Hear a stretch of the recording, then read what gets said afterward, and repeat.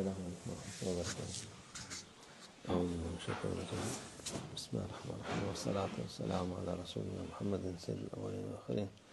مدد یا رسول مدد یا سادات اصحاب رسول مدد یا مشاہد دستور وانا شاء اللہ فاز حسین وانا شاء اللہ قال طریقتنا الصحبہ والخیر فی الجمعیہ.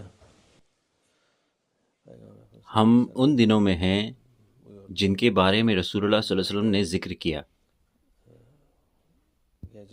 ہم ایسے دنوں میں جی رہے ہیں جو کہ رات کی طرح کالے ہیں اور صاف نہیں ہیں کہ صحیح کیا ہے اور غلط کیا. جب ظلم بہت زیادہ ہے. جن دنوں کا وعدہ اللہ عز و جل نے کیا ہے وہ اس وقت کے بعد آئیں گے انشاءاللہ. یہ چیزیں ہٹا لی جائیں گی اور صاف ہو جائیں گی. ہر جگہ روشنی ہوگی اور نور سے بھرا ہوا ہوگا. یہ اسلام کے نور سے بھرا ہوا ہوگا, نہیں تو یہ دنیا ٹھیک نہیں ہو سکتی. یہ سوراخ والی بوری ہو گئی ہے. اگر آپ ایک طرف سے ڈھکتے ہیں تو دوسری طرف سے نکل آتی ہے. اگر آپ ایک طرف بند کرتے ہیں تو دوسرا سوراخ سامنے آتا ہے.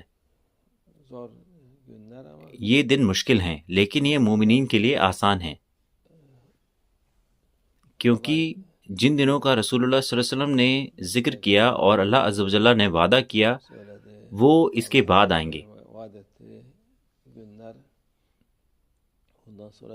وہ دن ہوں گے جب اسلام پوری دنیا میں روشن ہوگا,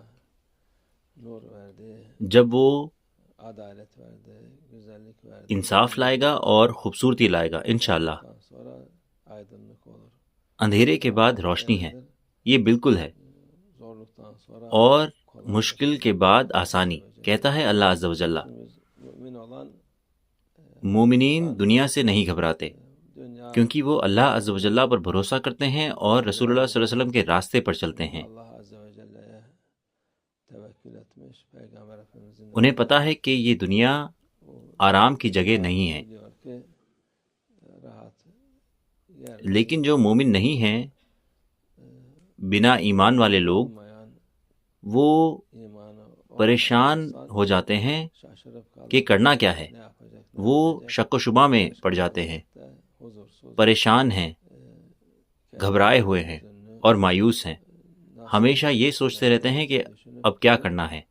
اس لیے ایمان سب سے بڑی نعمت ہے اور سب سے بڑی خوبصورتی ہے لوگوں کے لیے. وہ اس دنیا میں سکون سے ہیں اور آخرت میں جیتتے ہیں. اللہ ہمارے ایمان میں قوت عطا فرمائے جس سے کہ ہم لوگ ذرا سا بھی نہ گھبرائیں اس سے جو چل رہا ہے انشاءاللہ. اللہ توفیق. الفاتحہ.